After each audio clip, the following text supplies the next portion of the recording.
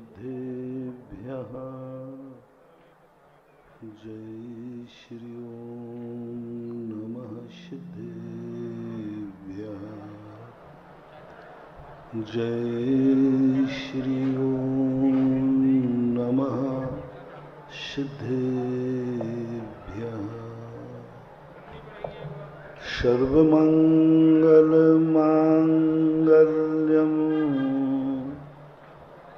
सर्वकल्याणकारकं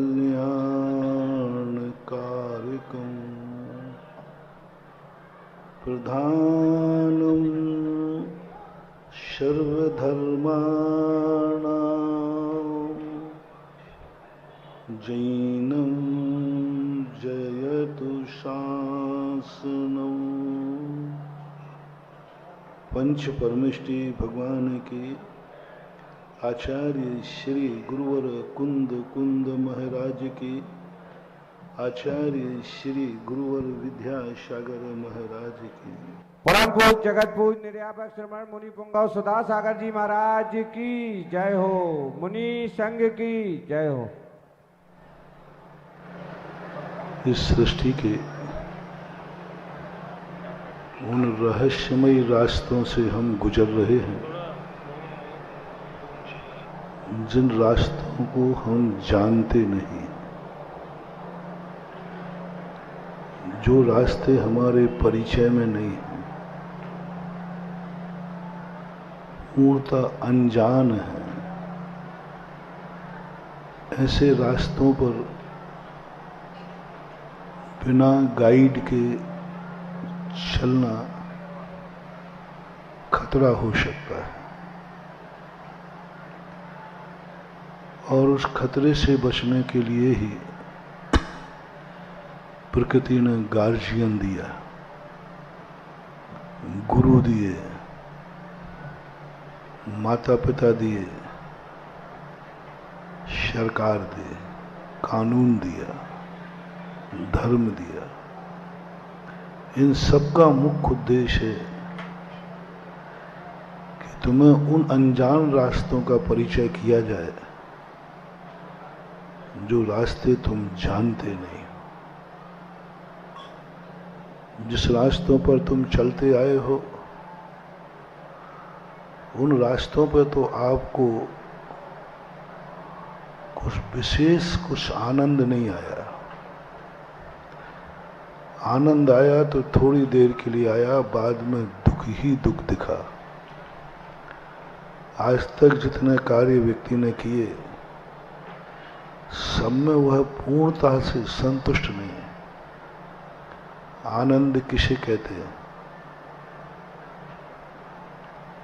अपना जीवन धन्य हो रहा है कि नहीं, इसका मुख्य लक्षण है कि आप अपने जीवन से क्या खुश हो, अपने जीवन को संबंध में क्या आप पूर्णतः संतुष्ट हैं? क्या आपको लग रहा है कि मेरे अभाग्य हैं? त्रिकाली सोचना। क्या तुम्हें ऐसा लग रहा है किसी कार्य करते समय इस कार्य करने के बाद मैं सदा सुखी हो जाऊंगा, सदा, इसके बाद मेरे जीवन में कोई दुख नहीं रहेगा? वह रास्ता अपन को खोजना है। जिस रास्ते पर चलने के बाद फिर हमें कुछ भी चलना नहीं होगा। क्या तुम्हें विश्वास है कि रास्ते पर मैं चल रहा हूं, मैं मंजिल पर पहुंच ही जाऊंगा? दावा करना है, विश्वास करना है। जिस भी रास्ते पे तुम चल रहे हो, क्या तुम पहले दावा कर सकते हो कि मैं जो रास्ते पे चल रहा हूं नियम से पहुंच ही जाऊंगा? ये गारंटी है। विगत दिनों अपन इस बात को समझ चुके, हमें कोई गारंटी नहीं, हमारा पग पग संदेह में भरा है, पग पग पर हमें भय है कि मैं पहुंचूंगा या नहीं। कोई नहीं कह सकता, हम साधु लोग भी नहीं कह सकते कि जिस रास्ते पर हम चल रहे हैं हम एक दिन मंजिल पा लेंगे, रास्ता पूरा हो जाएगा। नहीं कह सकते, बीच में टूट जाएगा, टूटने की संभावना है। तो आप लोग का तो जीवन में और ज्यादा संकट है। आप तो जिंदगी में आज तक कभी ये नहीं कह पाए इस कार्य को करने जा रहा हूं, मेरा कार्य होगा ही होगा, कोई नहीं रोक सकता, नहीं कह सकते।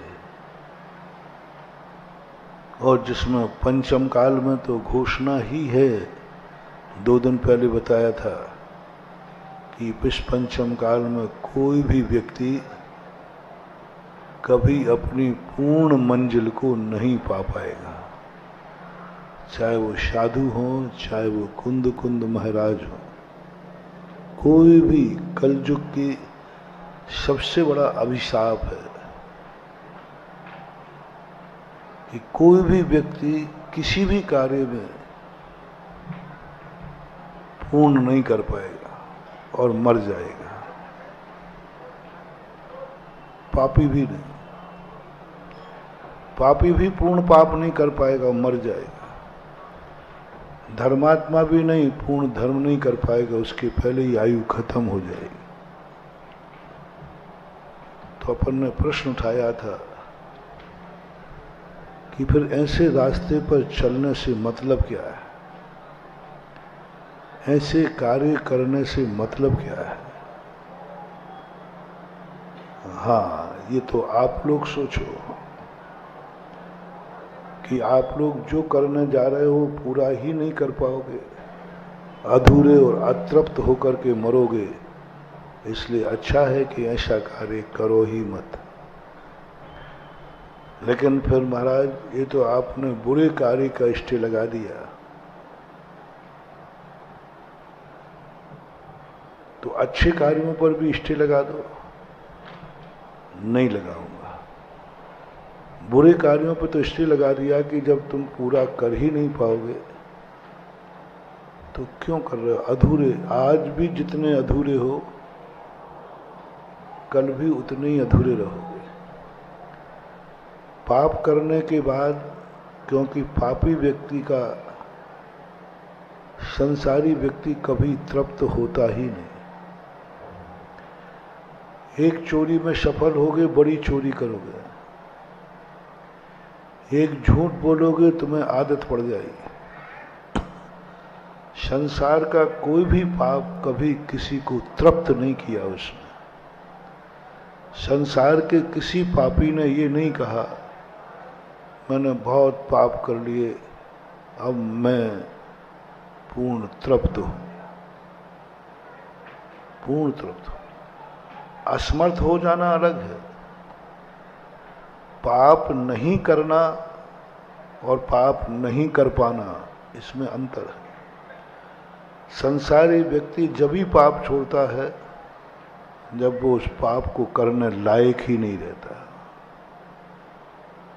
कर्म थका देता है, शरीर थका देता है। शरीर कह देता है अब मेरे बस की बात नहीं है। कर्म कहता है तेरा पुण्य खत्म हो गया। फिर भी व्यक्ति प्रयास करता है। 90% लोग संसार के कार्य शक्ति से ज्यादा करते हैं। उतनी शक्ति नहीं है। बहुत अच्छा डिसीजन लेते हुए चलें।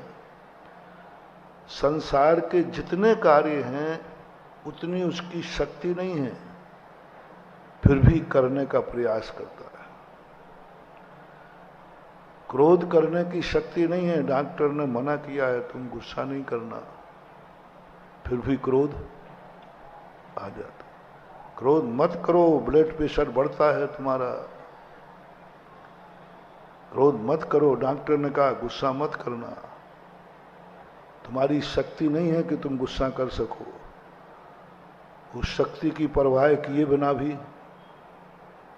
गुस्सा कर लेता है। शक्ति नहीं है गुस्सा करने की, फिर भी क्रोध करेगा। कोई दुश्मन सामने आ जाए और एक आध गाली दे दे, तो मंदिर का कहा था कि भाई मंदिर महाराज जी उठते ही नहीं बनता, बिस्तर से उठते ही नहीं बनता, हम कैसे आए। और अब एक आध दुश्मन निकल जाए और वो दरवाजे पे गाली देवे तो हैं, बिस्तर से पड़ा हुआ यदि बोतल भी चल रही हो तो खींच खांच के बाहर फेंक के आ जाए, बेटा आ निपटता है। ये ताकत कहां से आ जाती है? अच्छे कार्यों के लिए कहता है मेरे पास कोई ताकत नहीं, उठ ही नहीं सकता, मेरे तो बीमार हो। और यदि गाली देना हो, झगड़ा करना हो, तो ये ताकत कहां से आ जाती है? ताकत नहीं है तो भी ताकत बना रहा है। ऐसे ही और कार्यों में ले लेना, खाने पीने में लेना। 90% लोग उन वस्तुओं को खाते हैं जो तुम्हारे शरीर के लिए ठीक नहीं है, तुम्हारे शरीर के लिए प्रतिकूल है। डॉक्टर कह भी रहा है, माँ बाप भी कह रहे हैं, गुरुजन भी कह रहे हैं, देख ये चीज तुम्हारे लिए नुकसानदायक है, तुम्हारा शरीर पचा नहीं पाएगा, फिर भी खा रहे हैं। गुटखा जितने लोग खाते हैं वो फायदे के लिए खाते हैं कि नुकसान के लिए? फायदा होता है या नुकसान? पूरा 100% विज्ञान ने लिख दिया छांट करके, गुटखा खाना, तमाकू चबाना स्वास्थ्य के लिए हानिकारक। अब देखना, स्पष्ट बोर्ड लगा है, स्पष्ट बोर्ड लगा है, हर पैकेट पर लिखा है। फिर भी आज संसार में कितने रुपए का गुटखा बिकता है? ललितपुर में बताओ।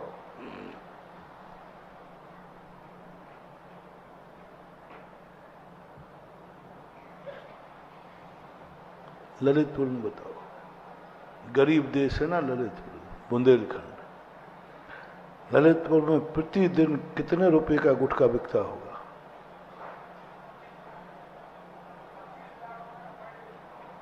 पर डे का 25 लाख रुपए का, जो आप कह दोगे मान लूंगा मैं। 25 लाख रुपए का गुटखा पर डे बिकता है। उस देश को, उस नगर को गरीब कैसे कहो? भारत देश को लोग गरीब मानते हैं। मैंने जब सर्वे किया तो मुझे तो नहीं लगा। अरबों रुपया पूरे भारत देश की 1 अरब जनता है, जिसमें सब नशे में, मैं रोजी रोटी में नहीं, खाने पीने में नहीं, ऐश करने वाले को नहीं कह रहा हूं, जो स्वास्थ्य के लिए हानिकारक है, ऐसी वस्तुओं पर अरबों रुपया पर डे का खर्च हो रहा है। मान रहा है, जान रहा है, फिर भी बोले होगा कैंसर तो होगा, देखा जाएगा, अभी तो खा लो, होगा जो होगा, बर्बाद, मरेंगे तो मर जाएंगे। क्या बहादुर! पाप के लिए देखना, गंदी वस्तु के लिए देखना। लोग कहते देख मर जाएगा, कैंसर हो जाए, बोले महाराज होगा तो होगा, देखा जाएगा। मर जाएगा, बोले मरूंगा तो मर जाऊंगा। देख तेरी माँ का तू अकेला लाडला है, मां निपुती हो जाएगी, महाराज हो जाएगी। वारे वाह, इतना वीतरागी तो त्यागी वृत्ति भी नहीं होता अपने माँ के प्रति। मुनि महाराज तो होते हैं, त्यागी वृत्तियों को अपने माता पिता से बड़ा राग होता है, लेकिन गुटखा खाने वाला कहता है होगी मां निपुती तो हो जाएगी। देख तेरी पत्नी विधवा हो जाएगी, बोले हो जाएगी। बच्चे अनाथ हो जाएंगे, बोले हो जाएंगे। वारे वाह वीतरागी, क्या गजब, क्या निर्मोहीपना है, क्या निर्मोहीपना है। विधवा हो जाएगी तो हो जाएगी। ये जो व्यक्ति अपने जीवन को नाश करने के साथ दूसरों का जीवन भी नाश करते हैं। ये आगे भवांतर में इनका कोई नहीं होता, क्योंकि उन्होंने ये फिक्र भी नहीं कि यह कार्य मैं करूंगा तो मेरे परिवार का क्या होगा, कोई चिंता नहीं। मेरा क्या होगा ये भी कोई चिंता नहीं। ये तो मैंने एक विषण की बताई है। 24 घंटे का यदि तुम्हारा डिस्ट्रैक्शन किया जाए, भोजन की थाली से लेकर के, व्यापार धंधे से लेकर के, पंच इंद्रियों के विषयों को लेकर के, मानसिक टेंशन से लेकर के, आप शक्ति से ज्यादा कर रहे हैं जो आपकी शक्ति नहीं है। आपका मन बोलता है इतना टेंशन मत करो, तुम्हारी क्षमता नहीं, इतना टेंशन करोगे सिर दर्द हो जाएगा, नींद हराम हो जाएगी, मत करो टेंशन। ओवरलोड लिए है। 90% का व्यक्ति जो है अपने मन पर ओवरलोड है, शक्ति से ज्यादा सोच रहे हैं। तुम्हारा टेंशन बता रहा है कि तुम शक्ति से ज्यादा सोच रहे हो। तुम्हारी नींद हराम है, इसका अर्थ है तुम शक्ति से ज्यादा सोच रहे हो। तुम मन रूपी प्राण की हत्या कर रहे हो। 10 प्राण होते हैं। आत्महत्यारा है जब जब तुम्हारे मन में कोई टेंशन आवे और इतना टेंशन कि नींद हराम हो जाए, इतना टेंशन कि भोजन खाने को न मिले, इतना टेंशन कि आंख में आंसू आ जाए, इतना टेंशन कि ब्लड प्रेशर बढ़ जाए, इतना टेंशन कि शुगर बढ़ जाए, इतना टेंशन कि तुम्हारे मन बिल्कुल विक्षिप्त हो जाए, समझ लेना इस समय तुम्हें वही पाप बंद हो रहा है जो एक आत्महत्यारे को होता है। एक प्राणी मन की हत्या कर डाली तुमने, हत्या कर रहे हो। मरा नहीं है मन, लेकिन तुमने गला तो दवाई दिया उसका, अभी मरा नहीं है, गला तो दवाई दिया, मरण की तरफ भेज दिया। 90% कह रहा हूं, 90% लोग इतना बॉदरेशन मन पे लिए हैं कि मन सहन नहीं कर पा रहा है। मन कहता मुझे इतना टेंशन मत दो, मेरे सहन से बाहर हो रहा है, ब्रेन हेमरेज हो जाएगा, बहुत टेंशन ले लिया। फिर भी व्यक्ति ले रहा है शक्ति से ज्यादा। आंखों को भी टेंशन दे रहा है शक्ति से ज्यादा। डॉक्टर मना कर रहा है टीवी मत देखो, मोबाइल को ज्यादा आंखों के सामने मत लाओ, शक्ति से ज्यादा। बोले अंधा हो जाएगा, बोले हो जाऊंगा महाराज, अभी तो मजा ले लो। शक्ति से ज्यादा आंखों से, शक्ति से ज्यादा कानों का प्रदूषण। कान में लगा लिया, थोड़ा बहुत कान को आराम मिलता है तो वो कौन कान में आ गया हो, ईयरफोन लगा के पट्टा भीड़ में भी सुनता रहता है। कई तो लगा के ही सो जाते हैं। कानों को नहीं, मुख को नहीं, जो चाहे वो खा रहे हैं। ऐसी हालत कर ली मुंह में, मुंह दिया था प्रकृति ने तुम्हें स्वाद लेने के लिए, रसना इंद्री दी थी, बड़ी सुरक्षित की थी रसना इंद्री को। सारी इंद्रियों में सबसे ज्यादा लॉकर में कौन सी इंद्रिय है? लॉकर में। बाकी सब इंद्रिय लॉकर में, किसी इंद्रिय में लॉकर नहीं है। और यहां इतना बड़ा लॉकर है, दांतों का लॉकर। देखो दांतों का लॉकर बना दिया। यानी रसना इंद्री सबसे ज्यादा, सभी इंद्रियों में सबसे ज्यादा प्रिय इंद्री है हर व्यक्ति को रसना। इस रसना को तुमने ऐसा बर्बाद किया कि अभी स्वाद लेने लायक ही नहीं रही। गुटखा खाने वाले हैं ना, गुटखा खाने वाले रसना इंद्री इतनी खराब हो जाती है वो शिकंजी नहीं पी सकते, वो आइसक्रीम, अरे मर जाएंगे उनका तो कुछ नहीं खा सकते। रसना इंद्री की हत्या कर दी तुमने। और जिसकी हत्या तुमने की है वो अब आगे मिलने वाली नहीं है, यानी एक इंद्री बनोगे। जितने ये गुटखा खाने वाले हैं जिनसे रसना इंद्री खराब होती है, इनका रसना इंद्री का ऐसा अभिशाप मिलेगा कि इनको रसना इंद्री ही नहीं मिलेगी। और रसना इंद्री एक इंद्रियों के पास होती है, नहीं होती है। दो इंद्री से रसना, एक इंद्रियों में जाना है। जिन्होंने मन को टेंशन दिया, मन के भार लादा, मन को बहुत टेंशन दिया, ये सब मर करके असंगी बनेंगे। सीधा सिद्धांत है, कोई इसमें शास्त्रों की जरूरत नहीं है। किसी वस्तु को, किसी भी व्यक्ति को अपन परेशान करेंगे तो वो हमारी जिंदगी में आएगा या नहीं आएगा? बोलो, ये सिद्धांत सबका है। किसी व्यक्ति को हम इतना परेशान कर दें, इतना परेशान कर दें कि वो थक जाए, वो तौबा कह देगा तुमसे, वो परेशान हो जाएगा, वो कहते कहाँ की आफत आई, वो तुम्हारी जिंदगी में बुलाने से भी नहीं आएगा, क्योंकि तुमने उसको इतना परेशान किया है, इतना परेशान किया। मन को तुमने इतना परेशान किया, इतना परेशान किया, आए दिन टेंशन, आए दिन मन में बौद्रेशन भरा हुआ है। मन कहता है कहाँ का चक्कर में पड़ गया, कैसी आत्मा के चक्कर में पड़ गया, मैंने गलत नंबर डायल कर लिया, और वो मन हमें कोसता है। एक दिन हमने कहा था ना, दुनिया की बद्दुआएं तो कोई ज्यादा कार्यकारी नहीं, दुश्मन की बद्दुआ लगती नहीं, दुनिया बद्दुआ दे कुछ नहीं है, थोड़ी से में कट जाएगा। कभी भी तुम्हें लगे कोई मुझे बद्दुआ दे रहा है, कोई मुझे बुरी नजर कर रहा है, तो तीन बातें ध्यान रख लेना।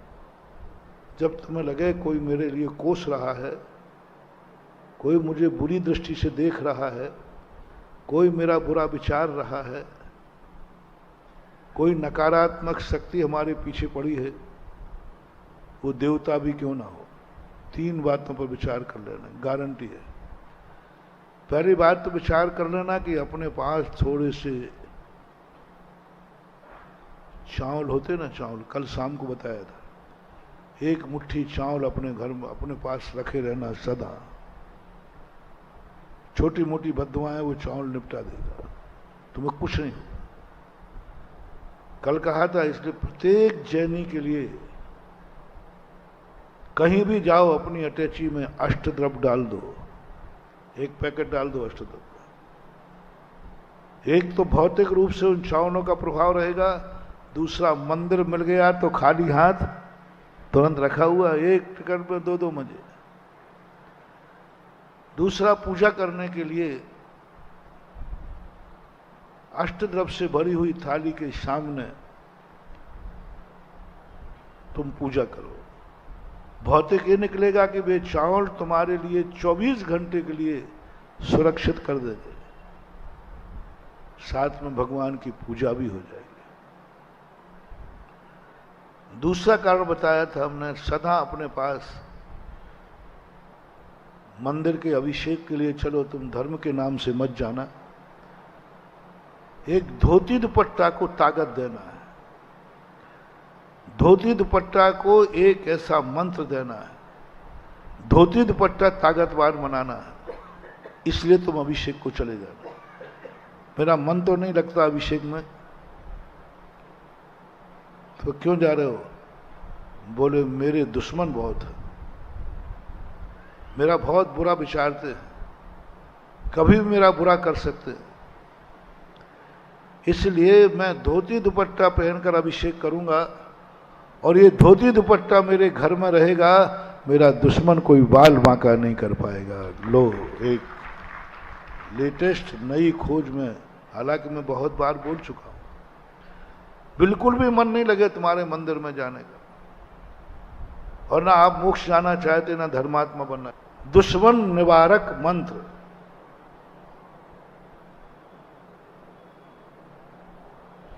दुश्मन का निवारण करने वाला। बस प्रतिदिन अभिषेक करो और उस धोती दुपट्टा को घर में सूखने दो, घर में रखा रहने दो, उतनी काफी है, उतनी काफी है। मैं जो बोल रहा हूं आप प्रैक्टिकल करना, मैं प्रैक्टिकल कर चुका हूं। एक व्यक्ति ने कहा, बोले महाराज जी हमारे यहां कोई मेरा बैरी है, वो हमारे यहां बहुत नींबू मिर्ची फेंकता है, कभी हड्डी फेंक देता है, कभी कुछ करता है, कभी कुछ करता है, कोई ना कोई करता रहता है।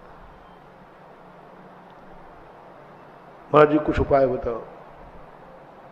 बोले महाराज जी सरल सा उपाय बताना, नहीं तो आप कुछ कठिन बता दो। मैंने कहा मेरे उपाय कठिन होते ही नहीं। मैंने कहा तुम अपना खुद का एक नया धोती दुपट्टा खरीदो और प्रतिदिन अभिषेक करने का नियम ले लो, और मंदिर के धोती दुपट्टा मत पहनना। ये धोती दुपट्टा को अपने घर में ही धोना, घर में ही सुखाना, घर में ही रखना। उसने किया। कोई शनिवारी 14 वगैरह पड़ती, उस दिन ज्यादा मंत्र तंत्र वाले कुछ करते हैं। शनिवारी अमावस्या हो, शनिवारी 14 हो, उसने किया, उसने उसके अनुसार किया, और इसको कम से कम 1 महीना 1.5 महीने अभिषेक करते हुए हो गया। उसने आदत के बशभूत होकर इसके घर में फिर कुछ फेंका, और जैसे ही फेंका, फेंकने वाला बीमार हो गया, और मेरी निगरानी थी उस पर। वो फेंकने वाला इतनी बुरी हालत हो गई कि बहुत ज्यादा बुरी हालत हुई। उनके माँ बाप आ गए, बोले महाराज जी ये व्यक्ति को, बच्चे को ऐसा ऐसा हो गया। ये व्यक्ति को मैंने कही बोलो तुम क्या करते हो? किसी के साथ कोई किसी के घर में नींबू मिर्ची तो नहीं फेंकते हो? वो समझ गए महाराज को सब पता चल गया है। उसने कहा जी कि महाराज मैं अभी से नहीं, ये तो वर्षों से कर रहा हूं। मैंने कि तुम अब वर्षों से करते थे ना, अब वहां इलाज हो चुका है। अब आज तुमने किया है जो उस समय वहां पर उनके घर में कोई अभिषेक नहीं करता था, और करते थे तो मंदिर के धोती दुपट्टा पहन के करते थे, निजी धोती दुपट्टा पहन के किया। अब जो तुमने किया है यह तुम्हें बर्बाद कर देगा। या तो तुम मरो, और या आज से तुम त्याग करो। और तुम्हें भी वही करना है जब भी होगी दूर बीमारी, क्योंकि तुमने अभिषेक के धोती दुपट्टा का अपमान किया है, अभिषेक के धोती दुपट्टा से टकराने का पास किया है। धोती दुपट्टा का चमत्कार बता रहा हूं, अभिषेक का नहीं। अभी अभिषेक करने वाला का नहीं, किसका? धोती दुपट्टा का। अब इसका एक ही इलाज है कि तुम जिंदगी भर धोती दुपट्टा पहन के भगवान का अभिषेक करो, और इस कर्म को छोड़ो, और दोनों मिलकर के अभिषेक करना है, एक साथ एक मंदिर। उसको बुलाया, इसको बुलाया, दोनों को अभिषेक करने का दिया। मैंने कि जाओ तुम दोनों में कभी एक दूसरे का बुरा मत विचारना। आज वो ठाठ से दोनों सुखी हैं और अभिषेक कर रहे हैं, ना उसके यहां कभी नींबू आया ना मिर्ची आया। मन का अभिशाप, फैसला करो, तुम्हारा मन तुम्हें पाकर क्या धन्य है। होमवर्क, होमवर्क, क्या तुम्हें पाकर तुम्हारा मन धन्य है? क्योंकि हमने अब उस साधना पर उतर आए हैं कि हम तो धन्य नहीं हो पाए, लेकिन जो हमारी जिंदगी में आएगा वो धन्य हो जाएगा। मैं तो इतना ज्यादा नहीं पा पाया, लेकिन जो मेरे दरवाजे आएगा वो खाली हाथ नहीं जाएगा। क्या तुम कह सकते हो दावे से, मेरा मन मुझे पाकर धन्य है? यदि धन्य है तो आप खुद सोच लो, और नहीं है तो असंगी बनने को तैयार रहो। असंगी बनने को तैयार, वो तो कुछ भी नहीं होने वाला। जैसे कल कहा था ना, यदि तुम अच्छा बेटा चाहते हो कि मेरे यहां पूर्व जन्म का कोई त्यागी वृत्ति जन्म ले, पूर्व जन्म के मुनिराज कोई जन्म ले, पूर्व जन्म का कोई सज्जन जन्म ले, तो कल कहा था मैंने, माँ बाप बनने के पहले रात्रि भोजन त्याग देना, क्योंकि पुण्यात्मा पापियों के यहां नहीं जन्मते हैं, पुण्यात्मा पुण्यात्मा के यहां जन्मता है। पुण्यात्मा पुण्यात्मा के यहां जन्मता है, पापी के यहां क्यों जन्मेगा वो? क्योंकि वो पुण्यात्मा है। और यदि तुम माता पिता बनने के बाद भी रात्रि भोजन करते हो तो तुम्हारे यहां कोई उल्लू मर करके जन्म लेगा। डिस्ट्रैक्शन करो, जबकि जमाओ। यदि तुमने जन्म लिया है, बेटे को जन्म दिया, क्या उस समय रात्रि भोजन करते थे? करते थे तो तुम्हारे यहां बेटा हुआ। लो, मैं सर्वज्ञ नहीं हूं, मैं सर्वज्ञ नहीं हूं, लेकिन जो कहता हूं वो सर्वज्ञ से भी पूछ लेना, गलत नहीं निकलेगा। आगम का तर्क, तुम्हारे यहां वो ही पैदा होगा, क्योंकि जो रात्रि भोजन करता है, जो रात में ही खाता है, उल्लू मार्जर, जो रात्रि में निशा, ये मरेंगे क्योंकि वो भी पुण्य करते हैं, और मर करके तुम्हारे यहां पैदा होंगे क्योंकि तुम रात्रि में। अब जो उल्लू पर्याय से आएगा तो उसका कुछ ना कुछ तो संस्कार रहेगा। इसलिए कल मैंने कहा था कि कैसी संतान चाहते हो वैसे तुम बनो, वैसे तुम बनो। चलो इस प्रसंग को अपन और आगे समझेंगे। अभी आप मन कैसा चाहते हो? अच्छा मन चाहते हो, बहुत अच्छे इंसान बन जाओ। कोई नहीं, दुनिया की कोई ताकत तुम्हारे लिए कुछ सहयोग करने वाली नहीं है। बस मन को धन्य करो। ये मन मेरी जिंदगी में आया है, पहले तो अवभाग्य मानो। बोलो, तुम्हारा मन तुम्हारी जिंदगी में आया है, तुम मन पाकर के खुश हो या ना खुश? मन पाकर के तुम्हारे पास मन है कि नहीं? सबके पास। तुम अपने मन से परेशान हो या मन से खुश हो? कई लोग परेशान, महाराज हम इस मन से बहुत परेशान हैं, बहुत बुरे विचार लाता है। मंदिर में जाओ तो मंदिर में बुरे विचार करता है, माला फेरो तो बुरा विचार। कई लोग, बहुत सारे लोग मन से परेशान हैं, और जिससे तुम परेशान हो तो वो भी कहता हम भी आपसे बहुत परेशान हैं, अब बहुत हो गई, अब एक ही मामला है। जब दोनों में तकरार होती है, मियाँ बीवी में, मैं अब तुमसे बहुत परेशान हो गई हूं, बहुत, तो 2-4 बार सुनने के बाद तुम भी फिर कहते हो मैं भी तुमसे बहुत परेशान हो गया हूं, अब हो ही जाए डाइवर्स, तलाक, क्योंकि दोनों एक दूसरे से परेशान हो गए। तो मन से डाइवर्स शुरू करो। ये बात मियाँ बीवी में ही नहीं, तुम मन से परेशान हो, हाँ बहुत परेशान हो, तो मन कहता है अब खुल्लम खुल्ला हो ही जाए, मैं भी तुमसे परेशान हूं। मन का मुंह खुल गया है, मन ने कह दिया तुम मेरे से परेशान हो, मुझे लोग तरसते हैं मन पाने को, अनंतानंत जीव हैं मन पाने को तरस रहे हैं कि मुझे मन मिल जाए, मन मिल जाए, मन मिल जाए। तुझे मिल गया तो तू परेशान है। कितने लोग हैं जो किसी चीज तरसते हैं, और जिनको मिल जाती है वो इतराते हैं। तो मन कहता है मेरी ये कीमत, तुम मुझे पाकर परेशान हो। कभी बद कोषना महानुभाव, मन तुम्हारी जिंदगी में आया है, मन से कभी परेशान मत होना। बहुत बड़ा मोटिवेशन दे रहा हूं, मन को कभी कोसना नहीं, मन की कभी बुराई मत करना। ये मन ने हमारा सब कबाड़ा कर दिया, माला ही नहीं फेरने देता। कभी भूल करके बुराई मत करना मन की, मन की सदा प्रशंसा करो।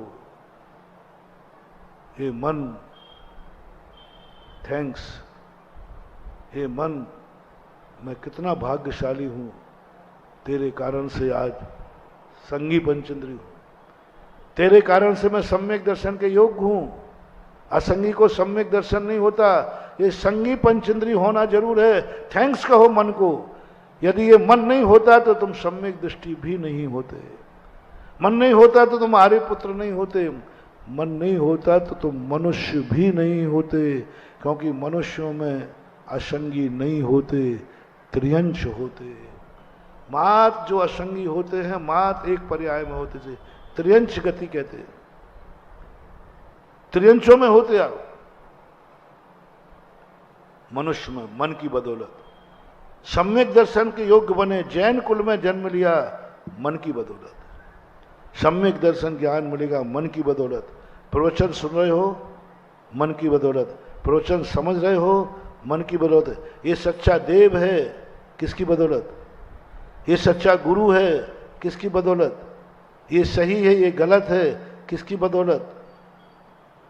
एक बार मन के उपकार लिखना, अपकार नहीं, अपकार नहीं। आज होमवर्क तुम्हें दे रहा हूं, मन का नहीं होता तो क्या नहीं होता, और मन है तो क्या है, मन है तो क्या है। मैंने किया था एक बार कि ये मन तू नहीं होता तो कम से कम शांति से माला तो फेरते। तो मन कहता बाबा जी शांति से माला फेरते, माला ही नहीं फेरते मेरे बिना। शांति से माला फेरते, तुम बहुत परेशान करता है, बाबा जी माला ही नहीं फेरते। तो मैंने सोचा ये तो सही कह रहा है, कम से कम माला तो कम से कम जान तो रहा हूं।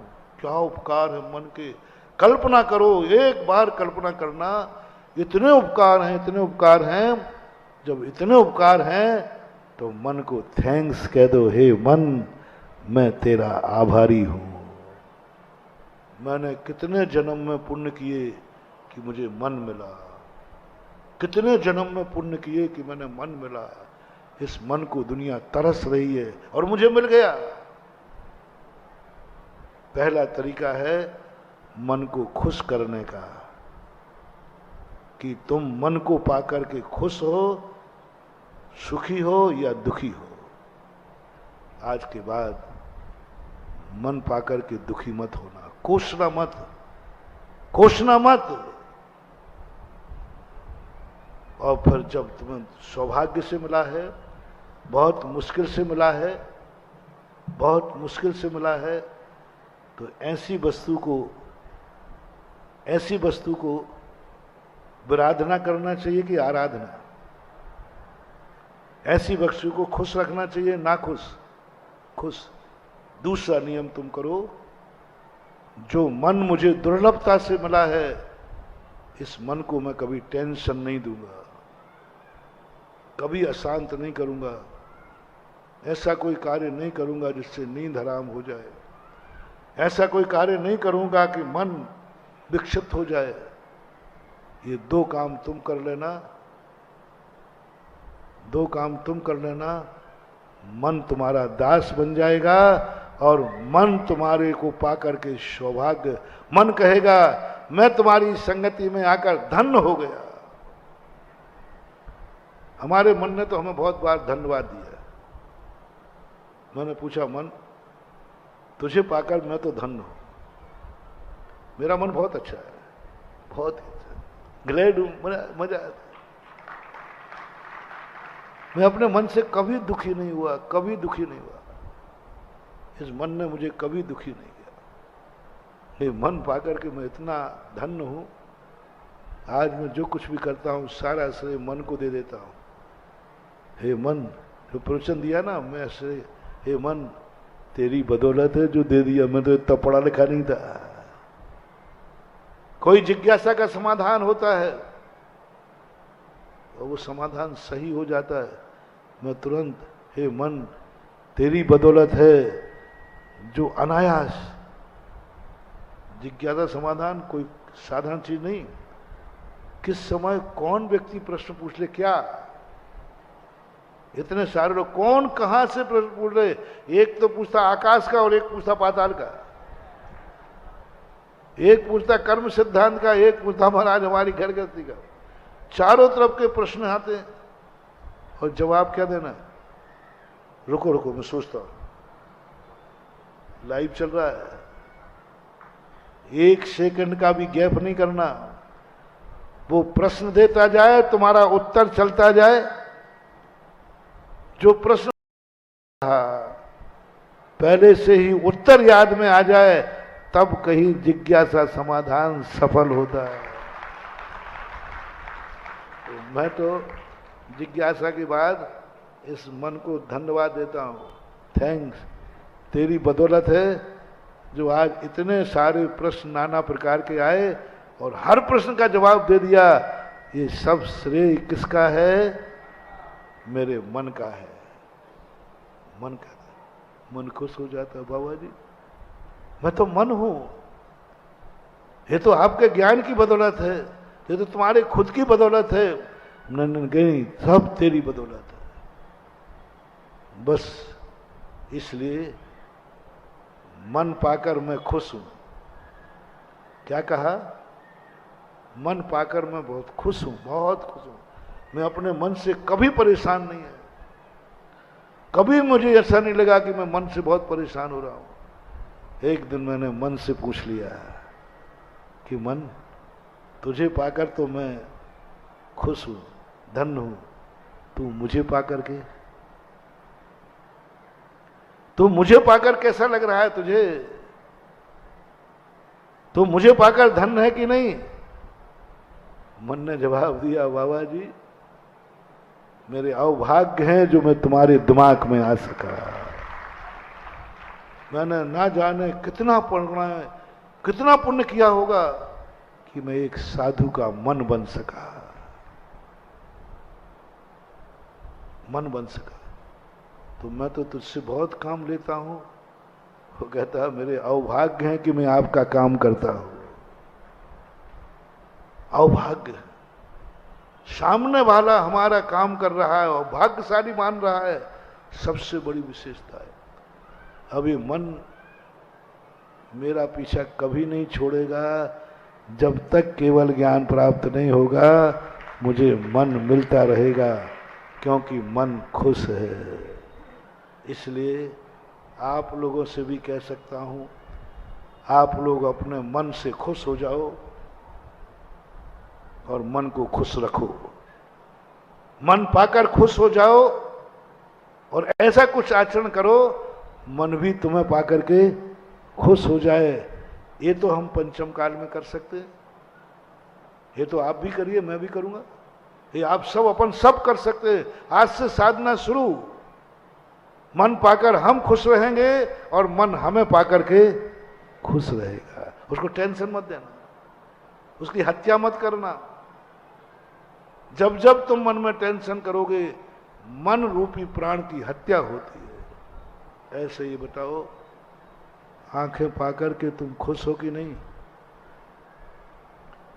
कई बार तुम्हें लगता है ये आंखें बहुत बुरी हैं, जिसको देखो उस पता नहीं किस किस को देख लेती है, मन बिगाड़ देती है। नहीं, आंखों को कभी कोसना नहीं। जिस कार्य से आंखों के प्राणों को धक्का लगे वो कार्य करना नहीं। नेत्र भी प्राण है, बल है, जो ऐसे कार्य करता है जिससे नजर कम हो जाए। आप जिस समय सीमा से ज्यादा टीवी देख रहे हो, आप जिस समय मोबाइल सीमा से ज्यादा देख रहे हो, आप नेत्र इंद्र की हत्या कर रहे हो। आंखें आपसे परेशान है। देखते देखते आपके आंखों में दर्द हो गया, देखते देखते आंखें थक गई। थकाओ मत आंखों को, कमजोर मत करो आंखों को। ये मोबाइल तुम्हें कह देगा, ये टीवी तुम्हारे लिए अंधा बना देगा। ये आंखें तुमसे बहुत परेशान हैं, बहुत परेशान है। हत्या कर रहे हो आंखों की। डॉक्टर कह रहा है टीवी कम देखो, तुम देखे जा रहे हो। शक्ति जो मैंने कहा था, यानी पाप कार्य में, हर कार्य में तुम शक्ति से ज्यादा कर रहे हो। तुम्हारी आंखों की इतनी ताकत नहीं है जितना तुम टीवी देख रहे हो, तुम्हारी आंखों में इतनी ताकत नहीं उतना तुम मोबाइल देख रहे हो। ये नेत्र इंद्र की हत्या है, और नेत्र इंद्र को तुमने परेशान किया, ये तुम्हारी जिंदगी में कभी नहीं आएगी। तुम अंधे बनोगे या तीन इंद्री बनोगे। क्यों नहीं मिली आंखें? क्योंकि आंखों को तुमने परेशान किया था, आंखों को तुमने बहुत दुख दिया था, आंखों को बहुत थकाया था। इसलिए महानुभाव में और धर्म कार्य के लिए नहीं कह रहा हूं, पुनः ये आंखें मिलती रहें, बस इतना सा कर लो, आंखें तुम्हें पाकर के धन्य हो जाएं। क्योंकि मैंने कहा ना, ये साधना करना है। मैं तो धन नहीं हो पाया, लेकिन मेरी जिंदगी में जो आएगा वो, तो सबसे निकटवर्ती कौन है? मन था, आंख था, सबसे निकटवर्ती आंख है। ये धन्य कर दो, इसको धन्य करो। मेरी आंख धन्य है और मैं आंखें पाकर के धन्य हूं, क्योंकि इन आंखों ने कभी बुरा देखा नहीं और मैं उतना देखता नहीं जिससे आंखें थक जाएं। जैसे ही आंखें कहती थक गया, आंख बंद करके ध्यान में बैठ जाता हूं, आंखों को पूरा आराम। टीवी देखता नहीं, मोबाइल देखना नहीं, आंखें बिल्कुल रिलैक्स, खुश है आंखें। ऐसी आराम की आंखें कहां मिलेंगी? ऐसा आराम। और जब भी दिखाता हूं तो अच्छा अच्छा दिखाता हूं, जिसको देखने में कोई डर नहीं, देखने के पहले डर नहीं, देखने के बाद डर नहीं, देखते समय डर नहीं, आंखें मस्त। वाह, बनाओ इस आंख को ऐसा कि आंख खुश हो जाए। बनाओ ऐसे अपने कानों को, बनाओ कान भी धन्य हो जाए। कान कहें अभाग्य में किस आत्मा का कान हूं जो दूसरों की दुख की बातें सुनता है, जो भगवान की वाणी को सुनता है, जो गुरु की वाणी को सुनता है। वही तरीका, क्या तुम कान पाकर धन्य हो? कान के उपकार लिखो। यदि कान नहीं होते तो क्या नहीं होता? क्या नहीं होता कान नहीं होते तो? और कान है तो क्या है? इतने उपकार हैं इन कानों के, गजब। जब उपकार की लिस्ट बन जाए तो एक बार कान को धन्यवाद दे देना, ये कान में तुझे पाकर धन्य हो गया। अब कान से पूछना, क्या तू मुझे पाकर धन्य हुआ है? इन कानों से कितनी गंदी बातें सुनी, कितनी गंदी बातें सुनने में आई। कहीं कान नाराज ना हो जा, कहाँ के दुष्ट पापी के यहां आ गया। जब देखो जब गंदी बातें सुनवाता है, जब देखो जब बुरी बातें सुनाता है। कान तुम्हें अभिशाप देके सदा सदा के लिए चला जाएगा। तुम चौर इंद्री बन जाओगे या जन्म से बहरे होगे। बहरे होगे। मुख पे आ जाओ, बोलो। दो चीजों की बात अपन ने चर्चा की थी, समय हो रहा है। मुख में यदि वाणी नहीं होती तो क्या, कितनी हानि होती, और वाणी है तो लाभ कितने हैं। एक बार थैंक्स कहो, धन्य हो जाओ कि मेरे गले में वाणी है। रसना इंद्री की बात कही थी, काश मुख तो होता, लेकिन रसना इंद्री नहीं होती तो सारा मजा। बस मुख पाकर, वाणी पाकर, रसना पाकर धन्य हो जाओ। एक बार थैंक्स कहो उस गॉड को,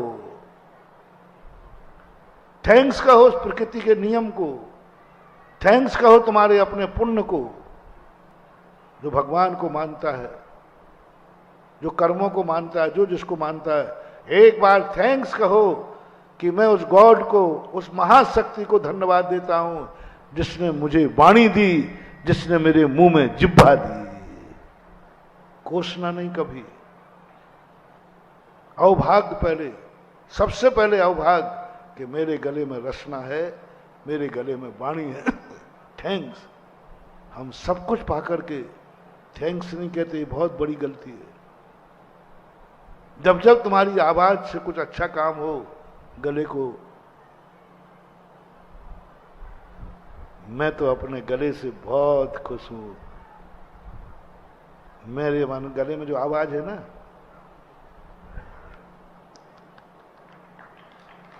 बहुत खुश हूं। यदि खोलो, अब तुमसे पूछता हूं, मेरे गले में जो आवाज है ये कितनी मूल्यवान है? हैं? यदि आवाज नहीं होती तो? आवाज का दुरुपयोग मत करना। इस वाणी में गाली मत निकालना, इस गाली में भांड वचन मत निकालना, गंदे नहीं डालना, नहीं तो वाणी थक जाएगी। जब देखो जब गंदी बात बोलता है, गंदियों गूंगे हो जाओगे।